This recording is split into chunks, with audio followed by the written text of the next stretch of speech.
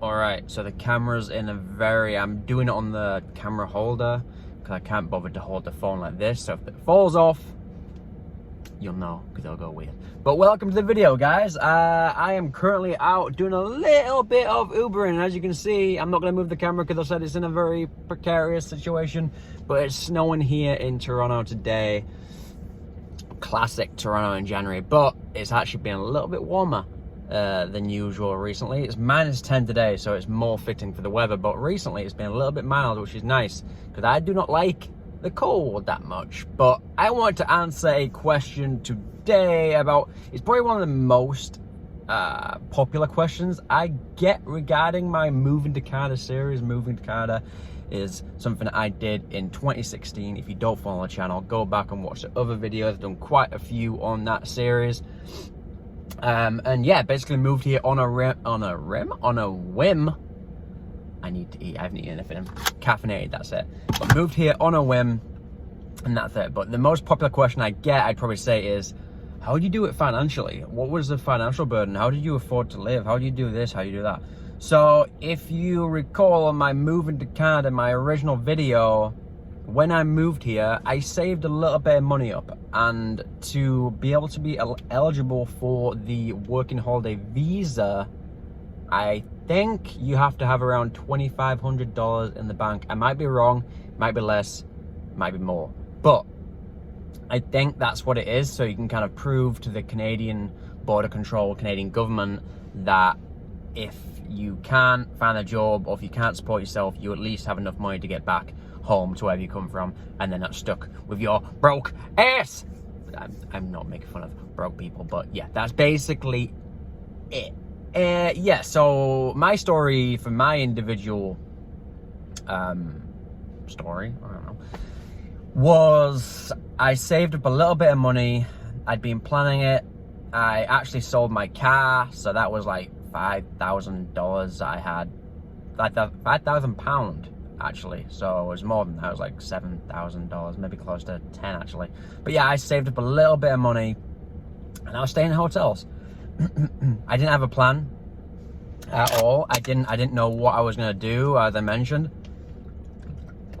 and I didn't come here with a job, so I didn't have any immediate income. That's kind of the benefit of the working holiday visa. You can come here and find a job. Like I said, in England I was working 9 to 5 corporate, very robotic life, same shit. So it turns out what got me was not the camera falling down, it was the data, not enough storage on the iPhone. Anyways, I basically, yeah, I moved here on a whim and didn't have a job. I saved up money, like I said. I'm going back, I might edit this, but I saved up money, like I said, and I was staying in hotels. I didn't have a plan. I've made this very evident on my videos that I didn't have a plan at all moving here, and that was almost the greatest thing because my life was so structured, my life was so routine.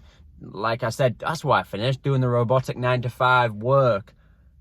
It just coming and doing something completely different in a foreign land across the ocean was definitely the refreshing change that I needed. Money wise, I obviously traveled around. I got here, spent a week in a hotel here, went to New York, spent a week in a hotel there, bouncing back and forth and going to Montreal, and then I quickly met Jasmine, and kind of it all kind of went from there. But money wise, I found a job. So I moved here in August 2016. I found a job in October 2016, just because, yes, I had money to kind of I'm not a rich guy, but I had money to kind of potentially go to the end of the year and just bum around and do whatever. But I didn't want to do that. My idea of coming to Canada wasn't just to do nothing. It wasn't just to backpack and do whatever. Not that anything wrong with that, but I had a lot of friends do that in Australia and New Zealand, and they came back to England, and it's the same situation. They just spend all the money up and come back home. I wanted to kind of make a life here, and like almost 4 years, I don't know, I'm looking at my watch doesn't tell me anything, but almost 4 years later, I feel like I'm doing that, which is awesome. But in October, I got a job, October 2016, working at Lululemon. If you don't know what that is and you're from the UK, it's a pretty big deal here in North America. It's kind of like a yoga-based athletic brand, which I don't work there anymore. My visions and theirs were just not the same. It's a different kind of ethos in North America that people are pretty intense when they work for a company like Lulu, which is you have to really be about the brand. You have to really be about it. And the people that had worked there kind of grown up with Lululemon. And me, I'd never seen that in anywhere in Europe where people had worked somewhere and they'd be so ingrained into the brand. It was a little crazy. But yeah, that's what I did for money. I worked there for 2 years. Then 2 years after that, I left that job because me and Jasmine set up our meal prep company, our own catering company, Nutri6 Meals. If you're ever in the six and you're hungry, come and see us. That's not a jingle, but it should be.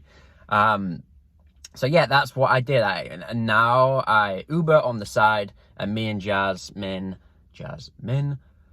do our catering Nutri6 Meals. And that's what supplies us with money. We've actually just finished a big contract for the last 2 years with the Toronto Wolfpack rugby team. I got in touch with them because I'm an English lad. I know about rugby. I know about rugby league. They're a transatlantic team. If you don't know about them, I'm kind of selling them right now. But yeah, we had a big contract which kept us really busy for the last 2 years, and it's been a real awesome experience. But yeah, guys, I always stress in all of my videos that everyone's situation is the same. You can watch my videos and take bits and bats and try to mold this idea and try and take advice, and I love that. That's what I'm trying to do. I'm trying to motivate you, give advice, do whatever I can to help you make your transition or coming to a different country easier. But our situations won't always necessarily be the same. So before I came to Canada, I didn't watch any videos, but it's definitely helpful. I probably should have. It's definitely helpful to do that, but like I said, every situation is never exactly the same. But yeah, that's my money situation. Ubering now definitely helps in my downtime. I can just come out and do whatever I want. Like now I'm just in some random place up north. And yeah, it's definitely helpful, and especially in a busy city like Toronto, it's always kind of on the go. But yeah, thank you for watching, guys. I'm rambling on a little bit. Any other subjects you want me to cover, comment below. I will go through my messages and see what I haven't covered. And yeah, have a great day. Keep doing what you do, and just don't accept being in a rut and doing the same shit every day if you hate it and you don't like it. If you love it, keep doing that. But if you hate it, just get up. Only action makes change, and just get going. Thanks, guys.